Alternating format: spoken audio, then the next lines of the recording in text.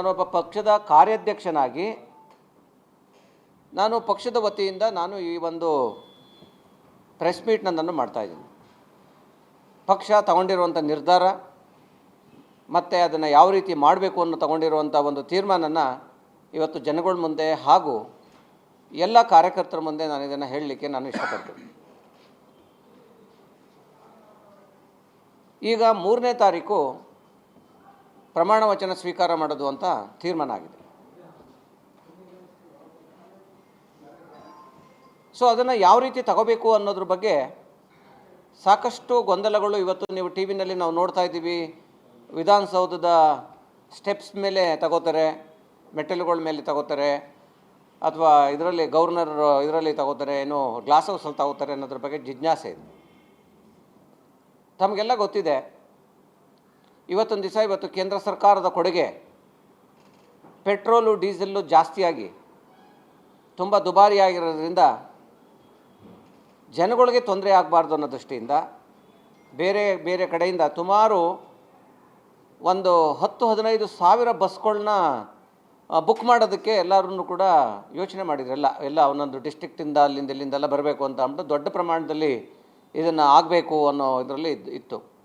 ಆದರೆ ಅದು ಮಾಡೋದು ಬೇಡ ಅನ್ನೋ ತೀರ್ಮಾನಕ್ಕೆ. ಯಾಕೆ ಅಂತ ಅಂದರೆ ಇವತ್ತು 3ನೇ ತಾರೀಕು ವೀಕ್ ಡೇ ಆಗಿರೋದ್ರಿಂದ ಜನಗಳಿಗೆ ಬೆಂಗಳೂರು ಸಿಟಿನಲ್ಲಿ ಹಿಂದೆ ನಾವು ಸಾಕಷ್ಟು ಇದರಲ್ಲಿ ನೋಡಿದ್ದೀವಿ. ನಾವು ಟ್ರಾಫಿಕ್ ಗೊಂದಲಗೊಳ್ಳದಿಂದ ಜನಸಾಮಾನ್ಯರಿಗೆ ತೊಂದರೆ ಆಗಬಾರ್ದು ಅನ್ನೋ ಕಾರಣಕ್ಕೆ ಇವತ್ತು ತಮಗೆಲ್ಲ ಗೊತ್ತಿದೆ, ಇವತ್ತು ಎಷ್ಟು ಕಷ್ಟ ಇದೆ ಇವತ್ತು ಬೆಂಗಳೂರು ಸಿಟಿ ಟ್ರಾಫಿಕ್ ಅನ್ನೋದು ತಮಗೆಲ್ಲ ಗೊತ್ತಿದೆ. ಆ ಕಾರಣಕ್ಕೆ ತೊಂದರೆ ಆಗಬಾರ್ದು ಜನಗಳಿಗೆ, ಇದು ನಾವು ತಗೊಳ್ಳೋವಂಥ ಯಾವುದೇ ಒಂದು ಕಾರ್ಯಕ್ರಮ ತೊಂದರೆ ಆಗಬಾರ್ದು, ಆಡಂಬರದಿಂದ ಕೂಡಿರಬಾರ್ದು.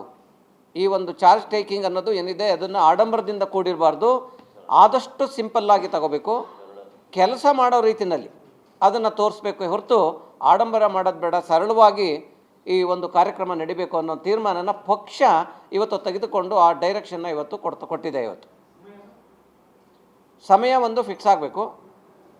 ಆ ಸಮಯ ಒಂದನ್ನು ಇವತ್ತು ಸಾಯಂಕಾಲ ಹೇಳ್ತೀವಿ. 3ನೇ ತಾರೀಕು ಗ್ಲಾಸ್ ಹೌಸು ಅಲ್ಲಿ ಪ್ರಮಾಣ ವಚನ ಸ್ವೀಕಾರ ಮಾಡುವಂಥ ಒಂದು ಇದು ನಡೀತದೆ. ಅದಕ್ಕೆ ನಾನು ಕಾರ್ಯಕರ್ತರಲ್ಲಿ ಮತ್ತು ಎಲ್ಲ ಅಭಿಮಾನಿಗಳಲ್ಲಿ ನಾನು ಕೇಳ್ಕೊಳ್ಳೋದಿಷ್ಟೇ, ಯಾರೂ ಕೂಡ ಬರೋದಕ್ಕೆ ಪ್ರಯತ್ನ ಪಡಬಾರ್ದು. ಯಾಕೆಂತಂದ್ರೆ ನೀವೆಲ್ಲರೂ ಕೂಡ ಸಹಕರಿಸಿ ಅವತ್ತೊಂದು ದಿವಸ ಟ್ರಾಫಿಕ್ ಗೊಂದಲ ಆಗದಿರೋ ರೀತಿಯಲ್ಲಿ, ಜನಸಾಮಾನ್ಯರಿಗೆ ಅನಾನುಕೂಲ ಆಗದಿರೋ ರೀತಿಯಲ್ಲಿ ಇವತ್ತು ನಾವು ಮತ್ತೊಂದು ಈ ಒಂದು ಚಾರ್ಜ್ ಟೇಕಿಂಗ್ ಏನಿದೆ ಒಂದು ಮಾದರಿಯಾಗಿ ನಡ್ಕೋಬೇಕು ನಾವು ಪ್ರತಿಯೊಬ್ಬರು ಕೂಡ ಅಂತ ಅನ್ನೋದು ನಮ್ಮ ಪಕ್ಷದ ವತಿಯಿಂದ ತೆಗೆದುಕೊಂಡಿರೋಂಥ ನಿರ್ಧಾರ. ಎಷ್ಟು ಸಿಂಪಲ್ಲಾಗಿ ತಗೊಳ್ಳೋದಕ್ಕೆ ಆಗುತ್ತೆ ಅಷ್ಟು ಸಿಂಪಲ್ಲಾಗಿ ತಗೊಂಡು ಅದನ್ನು ತಾವು ಆಡಂಬರ ತೋರೋದು ಬಿಟ್ಟು ಕೆಲಸ ಮಾಡೋದ್ರ ಮುಖಾಂತರ ಅದ್ರ ಥ್ರೂ ಒಂದು ಮೆಸೇಜನ್ನ ಕಳಿಸ್ಬೇಕು ಜನಕ್ಕೆ. ಒಳ್ಳೆ ಕೆಲಸ ಮಾಡ್ತಾ ಇದ್ದಾರೆ, ಒಂದು ಒಳ್ಳೆ ಸರ್ಕಾರ ಕೊಡ್ತಾ ಇದ್ದಾರೆ ಅನ್ನೋ ರೀತಿಯಲ್ಲಿ ಹೋಗಬೇಕು. ಈಗೇನು ಕಳೆದ 3 ವರ್ಷಗಳಿಂದ ಸಿದ್ದರಾಮಯ್ಯನವರು ಮುಖ್ಯಮಂತ್ರಿ ಆಗಿದ್ದರು, ಒಬ್ಬ ದೊಡ್ಡ ನಾಯಕರು, ಅವರು ಕೊಟ್ಟಂಥ ಸಾಕಷ್ಟು ಕಾರ್ಯಕ್ರಮಗಳು ನಮ್ಮ ಮುಂದೆ ಇವತ್ತು ದಿವಸ ಎಷ್ಟೋ ಕಾರ್ಯಕ್ರಮಗಳನ್ನ ಇವತ್ತು ಜನಪ್ರಿಯವಾಗಿದ್ದಾವೆ. 5 ಗ್ಯಾರಂಟಿಗಳು ಇರ್ಬೋದು, ಒಂದು ಒಳ್ಳೆಯ ಅಡ್ಮಿನಿಸ್ಟ್ರೇಷನ್ ಎಲ್ಲ ಕೊಟ್ಟು ಅದನ್ನು ಮುಂದುವರಿಸ್ಕೊಂಡು ಡಿ.ಕೆ. ಶಿವಕುಮಾರ್ ಅವರು ಕೂಡ ಅದೇ ರೀತಿಯಲ್ಲಿ ಒಳ್ಳೆಯ ಆಡಳಿತನ ಇವತ್ತು ಕರ್ನಾಟಕದ ಜನಕ್ಕೆ ಖುಷಿಯಾಗೋ ರೀತಿಯಲ್ಲಿ, ಸಂತೋಷ ಆಗೋ ರೀತಿಯಲ್ಲಿ ತಗೋಬೇಕು ಅನ್ನೋದು ನಮ್ಮೆಲ್ಲರ ಪಕ್ಷದ ಉದ್ದೇಶ ಆಗಿರೋದ್ರಿಂದ ನಾವು ಈ ಥರ ಇದನ್ನು ಸಿಂಪಲ್ಲಾಗಿ ತಗೋಬೇಕು ಅನ್ನೋ ಒಂದು ಇದನ್ನು ಡೈರೆಕ್ಷನ್ನ ನಾವು ಇವ್ರಿಗೆ ಪಕ್ಷದಿಂದ ಇವತ್ತು ತೀರ್ಮಾನ ಮಾಡಿದ್ವಿ. ಆದ್ದರಿಂದ ಈ ಒಂದು ಕಾರ್ಯಕ್ರಮ 3ನೇ ತಾರೀಕು ನಡೀತದೆ. ತಾವೆಲ್ಲ ದಯವಿಟ್ಟು ಇದಕ್ಕೇನೋ ಜಿಲ್ಲೆವಾರು ಈಗ ಇನ್ನೊಂದೇನೋ ಈಗ ಆಲ್ರೆಡಿ ತೀರ್ಮಾನ ಮಾಡಿದ್ದೀವಿ ಪಕ್ಷದಿಂದ ಅಂತ ಅಂದರೆ, ಈ ಪ್ರಮಾಣ ವಚನ ಸ್ವೀಕಾರ ಮಾಡಿದ ನಂತರ ಆಯಾ ಜಿಲ್ಲೆಗಳಿಗೇ ಮುಖ್ಯಮಂತ್ರಿಗಳು, ಹೊಸ ಮುಖ್ಯಮಂತ್ರಿಗಳು ಹೋಗುವಂಥದ್ದು ಕಾರ್ಯಕ್ರಮ. ಜಿಲ್ಲಾ ಹೆಡ್ ಕ್ವಾರ್ಟರ್ಸಲ್ಲಿ ಅಲ್ಲೇ ಒಂದು ಹೋಗಿ ಕಾರ್ಯಕರ್ತರದ್ದು ಮತ್ತು ಜನಗಳದ್ದು ಆಶೀರ್ವಾದ ತಗೊಳ್ಳುವಂಥ ಕೆಲಸನೂ ಕೂಡ ಮಾಡಬೇಕು ಅಂತ ಡಿಸೈಡ್ ಮಾಡಿದ್ದಾರೆ. ಅದರಿಂದ ಅಲ್ಲಿಗೆ ಬರೋದ್ರಿಂದ ಇಲ್ಲಿಗೆ ಬರೋ ಅವಶ್ಯಕತೆ ಇಲ್ಲ. ದಯವಿಟ್ಟು ಪಾಸು ಗೀಸು ಯಾವುದೂ ಇಲ್ಲ, ಯಾವುದು ಮಾಡಿಸಿಲ್ಲ. ಕೆಲವು ಇನ್ವಿಟೇಷನ್ ಬಿಟ್ಟರೆ ಶಾಸಕರಿಗೆ ಇವ್ರಿಗೆ ಮಿಕ್ಕಿದ ಯಾರಿಗೂ ಮಾಡಿಸಿಲ್ಲ. ಅದರಿಂದ ಪಾಸು ಅಂತ ಯಾರನ್ನೂ ಕೇಳಕ್ಕೆ ಹೋಗೋದು ಬೇಡ.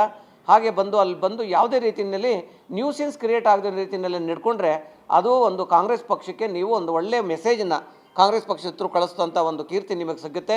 ದಯವಿಟ್ಟು ಯಾರೂ ಬಂದು ಅದನ್ನು ಗೊಂದಲ ಮಾಡಬಾರ್ದು ಅನ್ನೋದನ್ನು ನಾನು ರಿಕ್ವೆಸ್ಟ್ ಮಾಡಿ ನಾನೆಲ್ಲ ಕಾರ್ಯಕರ್ತರಿಗೆ ಮತ್ತು ಅವರ ಅಭಿಮಾನಿಗಳಲ್ಲಿ ನಾನು ಕೇಳ್ಕೊಳ್ಳೋಕ್ಕೆ ಇಷ್ಟಪಡ್ತೀನಿ.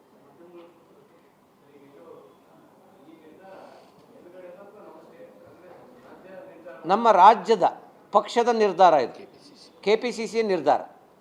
ಸೊ ಅದನ್ನು ಇವ್ರಿಗೆ ಕೇಳಿದ್ವಿ. ಅದಕ್ಕೆ ಅಧ್ಯಕ್ಷರು ಕೂಡ ಭಾಳ ಮುಕ್ತವಾಗಿ ಒಪ್ಕೊಂಡ್ರು. ಇದು ಬಹಳ ಒಳ್ಳೆಯ ಸಲಹೆ. ಅದರ ಪ್ರಕಾರ ನಾನೊಬ್ಬ KPCC ಅಧ್ಯಕ್ಷನಾಗಿ ಅದನ್ನು ನಾನು ಪಾಲಿಸ್ತೀನಿ ಅಂತ ಕೂಡ ಅವರು ಹೇಳಿ ಅದನ್ನು ಆಲ್ರೆಡಿ ತೀರ್ಮಾನವೂ ಆಗೋಯ್ತು. ಚೆನ್ನಾಗಿದೆಯಲ್ಲ ಇದು ನಿರ್ಧಾರ. ಜನಸಾಮಾನ್ಯರಿಗೆ ತೊಂದರೆ ಆಗದೇ, ಪೆಟ್ರೋಲ್ ರೇಟು ಜಾಸ್ತಿ ಆಗಿದೆ, ಅವ್ರಿಗೆಲ್ಲ ಗೊಂದಲಗಳು, ಅಷ್ಟೆಲ್ಲ ರೇಟ್ನೆಲ್ಲ ಇದೆಲ್ಲ ಹಾಕಿಸ್ಕೊಂಡು ಪೆಟ್ರೋಲು ಡೀಸೆಲು ಮಿತವ್ಯಯ ಈಗಲಿಂದನೇ ಪ್ರಾರಂಭ ಮಾಡಬೇಕು ಅನ್ನೋದನ್ನು ನಾವು ಪ್ರಾರಂಭ ಮಾಡಿ.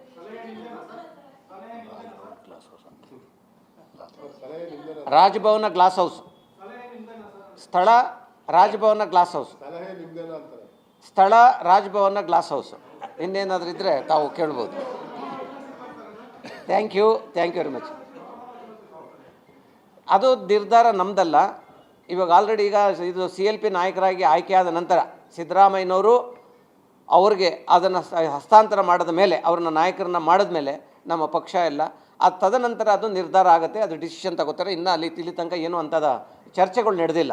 ಏಕೆಂದರೆ 3ನೇ ತಾರೀಕು ಪ್ರಮಾಣವಚನ ಸ್ವೀಕಾರ ಮಾಡೋದ್ರಿಂದ ಬಹಳ ಟೈಮ್ ಇದೆ, ಸಾಕಷ್ಟು ಸಮಯ ಇದೆ. ಆ ಸಮಯದಲ್ಲಿ ಅದನ್ನು ನಿರ್ಧಾರ ತಗೋತಾರೆ. ನಮ್ಮ ಪಕ್ಷ ಹೈಕಮಾಂಡ್ ಏನು ನಿರ್ಧಾರ ತಗೊಳುತ್ತೆ ಅದಕ್ಕೆ ಬದ್ಧವಾಗಿದ್ದಾರೆ ಪ್ರತಿಯೊಬ್ಬರು ಕೂಡ. Thank you.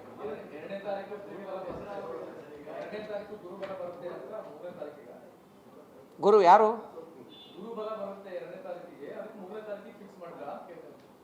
ನಂಗೆ ಗೊತ್ತಿಲ್ಲ. ಯಾರು ಗುರು ಬರ್ತಾರದು? ಗುರುಬಲ. ಓಕೆ, ಗುರುಬಲ ಬರ್ತದೆ ಅಂತ. ಸೊ ಹಾಗಾಗಿ ಗೊತ್ತಿಲ್ಲ. ಇದು ಬರ್ಬೋದು. ನೀವು ಹೇಳಿದ ಮೇಲೆ ಗುರುಬಲ ಬರಲೇಬೇಕಾಗತ್ತೆ. ಸೊ ಅದರಿಂದ ಅದು ತೀರ್ಮಾನ ಆಗಿದೆ.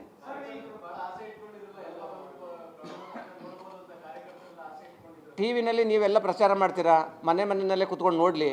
ಯಾಕೆ ಅಂತ ಅಂದರೆ ಇಲ್ಲಿ ಏನಾಗುತ್ತೆ ಅಂತಂದರೆ ಒಂದು ಈಗಲಿಂದ ಪ್ರಾರಂಭ ಬಿಗಿನಿಂಗಿಂದನೇ ಒಂದು ಒಳ್ಳೆ ಮೆಸೇಜ್ ಕಳಿಸುವಂಥ ಕೆಲಸ ಆಗಲಿ. ನೀವು ಅದನ್ನು ಅಪ್ರಿಷಿಯೇಟ್ ಮಾಡಿ. ನೀವು ಈ ಥರ ಪ್ರವೋಕ್ ಮಾಡಿಬಿಟ್ಟು ಕಾರ್ಯಕರ್ತರಿಗೆ ಪಾಪ ಆಸೆ ಇತ್ತಲ್ಲ, ನೀವು ಅದು ಭಗ್ನ ಮಾಡಿಬಿಟ್ರಲ್ಲ, ಇಂಥವೆಲ್ಲ ಸ್ಟೇಟ್ಮೆಂಟ್ ಮಾಡೋಕ್ಕೆ ಹೋಗ್ಬೇಡಿ ದಯವಿಟ್ಟು. Okay, thank you. ಹೇಳಿದೆ ಪಾಸ್ ಇರಲ್ಲ ಅಂತ ಹೇಳಿದ್ದೀನಿ. ಪಾಸ್ ಇರೋದಿಲ್ಲ. ದಯವಿಟ್ಟು ಯಾರೂ ಪಾಸ್ ಪ್ರಯತ್ನ ಪಡಬಾರ್ದು. ಏನು ನಮ್ಮ ಸರ್ಕಾರ ನಿರ್ಧಾರ ತಗೊಂಡಿದೆ ಅದು ಕಂಟಿನ್ಯೂ ಆಗುತ್ತೆ.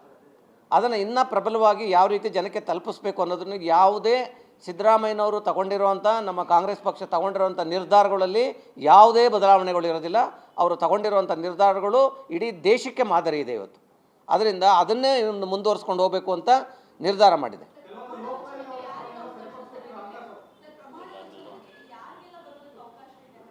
ಶಾಸಕರು ಮತ್ತು ಕೆಲವರೆಲ್ಲರನ್ನು ಇನ್ವೈಟ್ ಮಾಡಿರುವಂಥವರು ಯಾರ್ಯಾರು ಅವತ್ತೊಂದು ದಿವಸ ಬರಬೇಕು ಅಂತ ಇಂಪಾರ್ಟೆಂಟ್ ಅಲ್ಲಿ ಇರ್ತದೆ ಅಂಥವ್ರಿಗೆ ಮಾತ್ರ ಹೇಳಿದ್ದಾರೆ.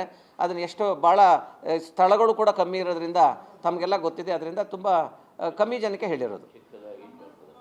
ನಂಬರ್ಸ್ ಇಲ್ಲ, ಅದು ತುಂಬ ಕಮ್ಮಿ. ನೀವು ಎಷ್ಟು ಕಮ್ಮಿ ಕಳಿಸ್ತೀರೋ ಅಷ್ಟು, ಗೊತ್ತಾಯ್ತಾ? ಅದು ನಿಮ್ಮ ಮೇಲಿದೆ. ಇವಾಗ ನಾವೀಗ ಇನ್ಮೇಲೆ ನಿಮ್ಮ ಮೇಲೆ ಡಿಪೆಂಡ್ ಆಗ್ತೀವಿ ನಾವು ಪ್ರತಿಯೊಂದಕ್ಕೂ ಕೂಡ, ಗೊತ್ತಾಯ್ತಾ?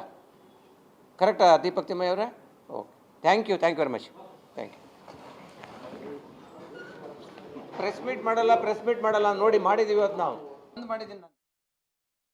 ಇದು ಕೆಪಿಸಿಸಿ ಕಚೇರಿಯಿಂದ ನಡೆದಂತಹ ಸುದ್ದಿಗೋಷ್ಠಿ. ಇಲ್ಲಿ ಕ್ಲಾರಿಟಿ ಕೊಟ್ಟಿದ್ದಾರೆ, ಒಂದು ಕನ್ಫರ್ಮೇಷನ್ ಅನ್ನ ಕೊಟ್ಟಿದ್ದಾರೆ. ಬುಧವಾರ ಜೂನ್ 3ನೇ ತಾರೀಕಿನಂದು ಸಂಜೆ ಪಟ್ಟಾಭಿಷೇಕ ಆಗತ್ತೆ. ಲೋಕಭವನದ ಗ್ಲಾಸ್ ಹೌಸ್ನಲ್ಲೇ ಆಗತ್ತೆ ಅನ್ನುವಂತಹ ಮಾಹಿತಿಯನ್ನ ಕೊಟ್ಟಿದ್ದಾರೆ. ಕೆಪಿಸಿಸಿ ಕಾರ್ಯಾಧ್ಯಕ್ಷ JC ಚಂದ್ರಶೇಖರ್ ಮಾತನಾಡಿದ್ರು. ತುಂಬಾ ಸರಳವಾಗಿ ಮಾಡಲು ಪಕ್ಷ ನಿರ್ಧಾರ ಮಾಡಿದೆ. ಅಭಿಮಾನಿಗಳು ಯಾರೂ ಬೆಂಗಳೂರಿಗೆ ಬರಬಾರದು ಅಂತ ಹೇಳಿ ಮನವಿಯನ್ನ ಮಾಡಿಕೊಂಡಿದ್ದಾರೆ. ಪೆಟ್ರೋಲ್ ಡೀಸೆಲ್ ಬೆಲೆ ಏರಿಕೆ ಆಗಿರೋದ್ರಿಂದ ಯಾರು ಕೂಡ ಬೆಂಗಳೂರಿಗೆ ಬರಬಾರದು ಅಂತ ಹೇಳಿ ಪಕ್ಷದಿಂದಲೇ ಈ ರೀತಿ ಮನವಿಯನ್ನ ಮಾಡಿಕೊಳ್ಳಲಾಗಿದೆ. ಜೊತೆಗೆ ಯಾವ ಪಾಸ್ಗಳನ್ನು ಕೂಡ ನಾವು ಮಾಡಿಸಲ್ಲ, ಪಾಸ್ ವ್ಯವಸ್ಥೆ ಇರೋದಿಲ್ಲ. ಹೀಗಾಗಿ ಇಲ್ಲಿ ಬಂದು ಗೊಂದಲಗಳನ್ನ ಮಾಡಬೇಡಿ, ತುಂಬಾ ಸರಳವಾಗಿ ಪ್ರಮಾಣ ವಚನ ಸ್ವೀಕಾರ ಕಾರ್ಯಕ್ರಮವನ್ನ ಮಾಡ್ತೇವೆ ಅಂದಿದ್ದಾರೆ.